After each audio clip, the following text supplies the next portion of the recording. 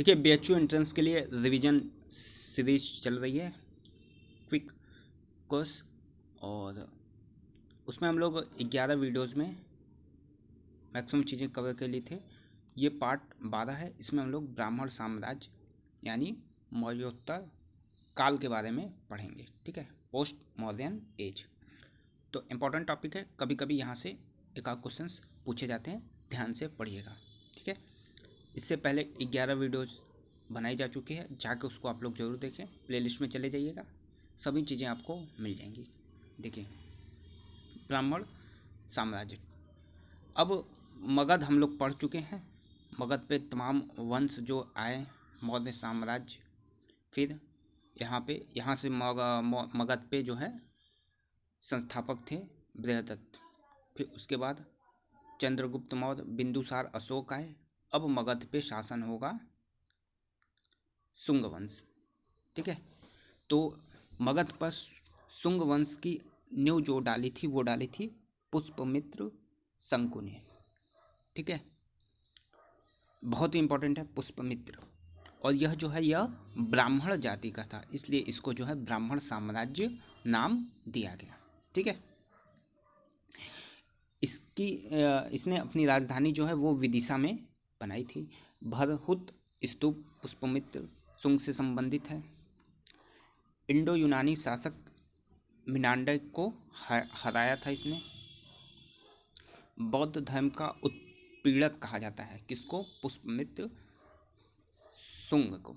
ठीक है, चूंकि ये ब्राह्मण था ब्राह्मण साम्राज्य से, और इसको जो है बौद्ध धर्म का उत्पीड़क कहा जाता था। इसने जो है 2 अश्वमेध यज्ञ कराए थे। ठीक है, ये इतने फैक्ट हैं। फिर शुंग वंश में पारणी और पातंजलि, ठीक है, पारणी इतिहासकार, लेखक, पातंजलि चिकित्सक, ये दोनों फले फूले थे। तो पारणी और पातंजलि का संबंध किससे था? तो शुंग वंश से संबंधित था। ये फैक्ट्स आपको याद रखने हैं। पातंजलि जो थे वो पुष्पमित्र के अश्वमेध के पुरोहित थे, यानी इन्होंने ही, पातंजलि ने ही पुष्पमित्र का जो है अश्वमेध कराया था। 2 अश्वमेध कराए थे पुष्पमित्र ने, और इसकी जानकारी हमें अयोध्या अभिलेख से प्राप्त होती है। यानी क्वेश्चन पूछते कि पुष्पमित्र ने जो 2 अश्वमेध यज्ञ कराए थे उसकी जानकारी हमें कहाँ से प्राप्त होती है? तो अयोध्या अभिलेख से प्राप्त होती है। ठीक है, अब इतना शुंग वंश के बारे में हो गया। शुंग वंश का अंतिम शासक आपको पूछ दे तो देवभूति। कौन था? देवभूति। अब देवभूति की हत्या जो है 73 ईसा पूर्व में किसने कर दी? वासुदेव ने कर दी। ठीक है, और वासुदेव ने जैसे ही हत्या की तो मगध पे कर्ण वंश की स्थापना कर डाली वासुदेव ने। तो कर्ण वंश की स्थापना किसने की? वासुदेव ने। अब कर्ण वंश का अंतिम शासक कौन था? तो सुसमी। ठीक है, कर्ण वंश का अंतिम शासक था सुसमी, और इसकी हत्या 60 ईसा पूर्व, यानी 13 जो है साल जो है कर्ण वंश चला। 73 में बना, 60 में यहाँ पे इसकी हत्या हो गई। और इसकी हत्या के साथ ही जो सिमुक शासक था, सिमुक ने मगध पे सातवाहन वंश की स्थापना कर डाली। ठीक, सिमुक सातवाहन वंश की स्थापना कर डाली। अब हम लोग सातवाहन वंश पे आ जाते हैं। सातवाहन वंश को आंध्र वंश भी कहा जाता है। सातवाहन वंश की राजधानी पूछते तो कौन सी थी? प्रतिष्ठान। ठीक, और महाराष्ट्र, आंध्र प्रदेश, कर्नाटक, ये सारी यहाँ पे फैले हुए थे। प्रमुख शासक कौन था? तो सिमुक, सातकर्णी, गौतमी पुत्र, ठीक है, यज्ञश्री सातकर्णी और पुलुमावी, ये जो है 4-5 इसके प्रमुख शासक थे। यज्ञश्री सातकर्णी जो है इन वंश का अंतिम शक्तिशाली राजा था। ठीक, प्रसिद्ध इतिहासकार कौन थे? तो ये थे हाल। इन्होंने गाथा शतक की रचना जो है की थी। तो पहले थे हाल और दूसरे थे गुणाढ्य, और इन्होंने बृहद कथा पुस्तकें लिखी थी। कौन थे? हाल और गुणाढ्य, ये दोनों सातवाहन वंश से संबंधित थे। चांदी, तांबे, शीशे, कांसे की मुद्राओं का जो है वो प्रचलन था। ब्राह्मणों को भूमि अनुदान देने की प्रथा थी, अधिकतर बौद्ध भिक्षुओं को। एक फैक्ट यहाँ पे याद कर लिए, भड़ौच जो है वो गुजरात में है। भड़ौच बंदरगाह व्यापारिक केंद्र हुआ करता था, ठीक है। तो भड़ौच क्या था, सातवाहन वंश में बंदरगाह था या व्यापारिक केंद्र था, ठीक है, भड़ौच। इसकी भाषा प्राकृत थी, लिपि ब्राह्मी लिपि थी, मात्र सत्तात्मक समाज था। सामंतवाद के पहले लक्षण जो है इसी काल में दिखाई देते हैं। किस काल में? सातवाहन काल में सामंतवाद के प्रथम लक्षण दिखाई देते हैं।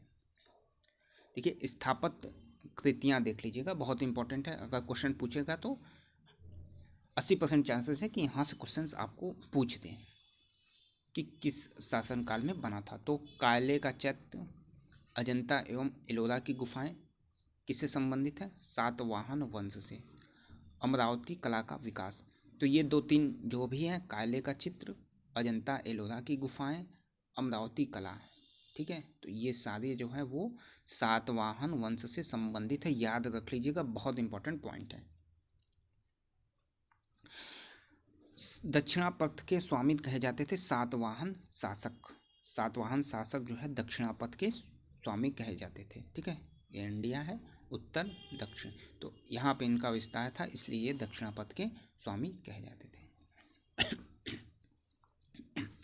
सातवाहन राज्य ने उत्तर और दक्षिण के मध्य सेतु का काम किया था, ठीक है।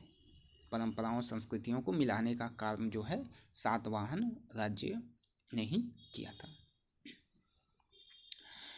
प्लिनी, टॉलमी, पेरिप्लस ने सातवाहन वंश पर प्रकाश डाला था।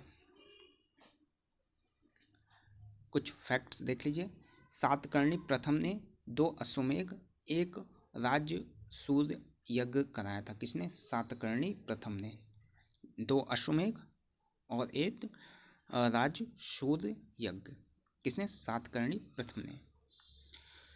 सातवाहन शासक हाल जो है स्वयं एक कवि थे। हाल जो है स्वयं एक कवि थे, गाथा सप्तशती की रचना की थी। गौतमी पुत्र सातकर्णी ने वेणकंटक स्वामी की उपाधि धारण की थी। वेणकंटक नगर भी बसाया था। गौतमी पुत्र सातकर्णी को वेदों का आश्रय देने वाला कहा गया या वेदों का आश्रयदाता कहा गया, ये भी पॉइंट इंपॉर्टेंट है। सातवाहन काल के किस राजा को वेदों का आश्रयदाता कहा गया? तो गौतमी पुत्र सातकर्णी को, ठीक है। स्वयं को कृष्ण बलराम सकर्षण कहा। पुत्र पुलमाड़ी को दक्षिणापथेश्वर, ठीक है, में भेजा और इसको पुराणों में पुलेमा कहा गया है। तो ब्राह्मण साम्राज्य या पोस्ट मॉडर्न एज में जो भी महत्वपूर्ण फैक्ट्स थे, क्वेश्चंस जिनसे पूछे गए हैं, अभी तो और भी फैक्ट इसमें आ सकते हैं, लेकिन जो इम्पोर्टेंट फैक्ट्स हैं जिनसे क्वेश्चन पूछे जाते हैं वो आपको बता दिया गया है, ठीक है। तो ये टोटल आपके 12 वीडियोज यहाँ पे आपके कंप्लीट हो गए हैं, ठीक है। तो ये सारे चीज़ें आप लोग कर लीजिएगा। इसके अलावा ये फ्री टेलीग्राम चैनल है, इस चैनल को आप लोग ज्वाइन कर ले, यहाँ पे ये PDF आपको अवेलेबल हो जाएगी, ठीक है। ये व्हाट्सअप नंबर है, पेड कोर्स के लिए आप व्हाट्सअप पे कांटेक्ट कर सकते हैं। PDF नोट्स आपको सारा अवेलेबल हो जाएगा।